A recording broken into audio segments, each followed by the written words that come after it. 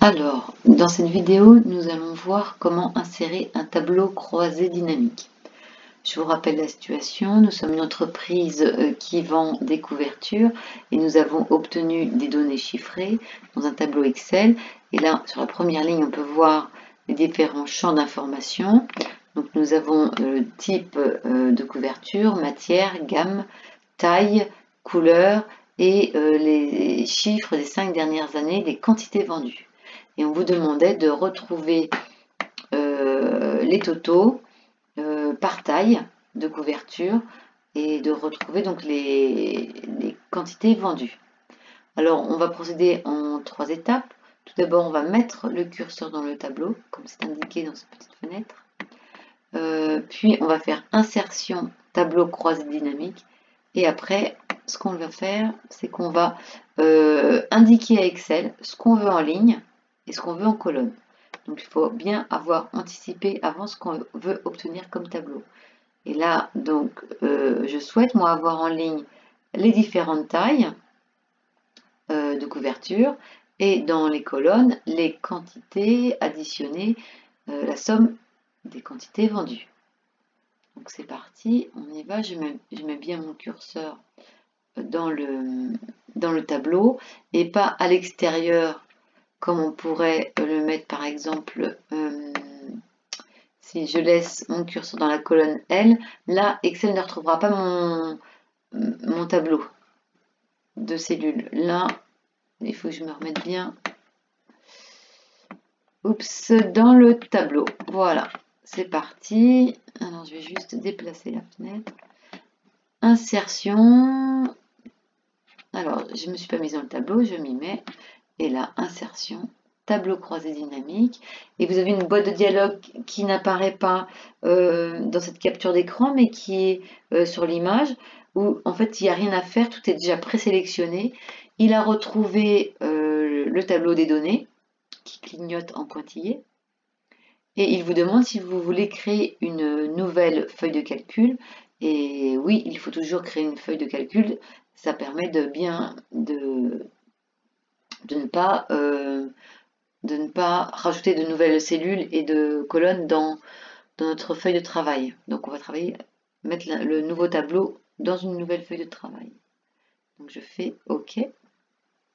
Et maintenant, on est sur notre nouvelle feuille de travail qui se décompose en 2 parties. La première, une feuille de calcul classique. Et là, sur la droite, nous avons un panneau de contrôle qui est en fait divisé en 2 parties. En haut de ce panneau de contrôle, vous avez toute la liste des champs, qui est en fait ma première ligne du tableau des données.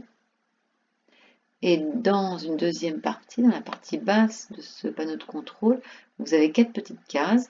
Et c'est là où vous irez indiquer à Excel ce que vous voulez en ligne, dans ce cadre-là, et ce que vous voulez comme valeur dans ce cadre-là. Donc c'est parti, on y va. Donc si vous vous rappelez bien, nous ce qu'on voulait en ligne, c'est la taille. Donc je sélectionne le champ taille et je le fais glisser pour le mettre dans le carré ligne. Donc on fait glisser avec la souris. Et là, vous voyez, automatiquement, j'ai les résultats sur la gauche. Je vois que déjà Excel a commencé à construire le tableau avec les 4 tailles différentes de couverture. Et maintenant, je vais lui demander, dans valeur, c'est sur les quantités que je vais faire une opération. Donc je prends le champ, je maintiens mon doigt avec la souris, je fais glisser dans valeur. Et automatiquement, comme il voit que c'est des données, il va faire une somme. Alors on pourrait faire un comptage, mais je vous montrerai après comment faire un comptage. Mais par défaut, quand il voit des chiffres, il fait une somme et ça y est, on a obtenu nos sous-totaux par taille de couverture. Donc on pourrait s'arrêter là, mais je vais vous montrer d'autres fonctionnalités sur le tableau croisé dynamique. La première chose, c'est qu'on pourrait on pourrait ne pas demander une somme. Alors j'ai juste enlevé ça pour qu'on y voit plus clair. Voilà, on va juste travailler sur l'année N-4. On ne pourrait pas avoir une somme des quantités vendues, mais un comptage. Donc pour ça, je vais dans la petite flèche noire et je fais paramètres. Et et c'est là que vous pouvez choisir une autre opération, comme nombre. Et je fais OK, et vous voyez ici, il y a nombre. Donc là, mes chiffres ont changé. Je pourrais aussi demander juste le maximum. Alors à nouveau, flèche noire, paramètres.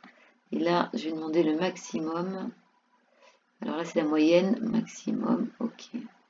Et donc là, vous voyez le maximum, et bien le maximum que j'ai vendu en une fois, et bien c'était une fois un lot de 3 pour King Bed et un lot de 6 pour Queen Bed, voilà, etc. Donc le maximum, là ça ne nous intéresse pas beaucoup.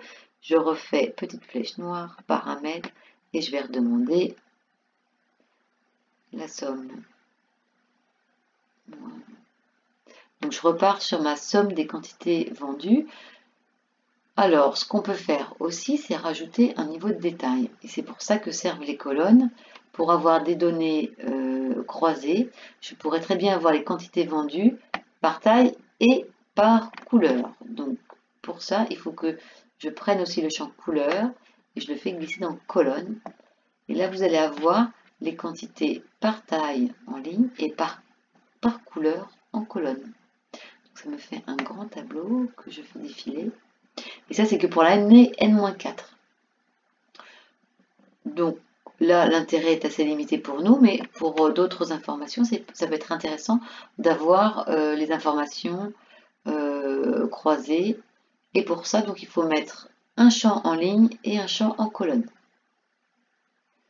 Et enfin, donc je vais l'enlever, on pourrait faire des filtres et par exemple filtrer par matière. Donc je prends mon champ matière, je le fais glisser dans la colonne filtre.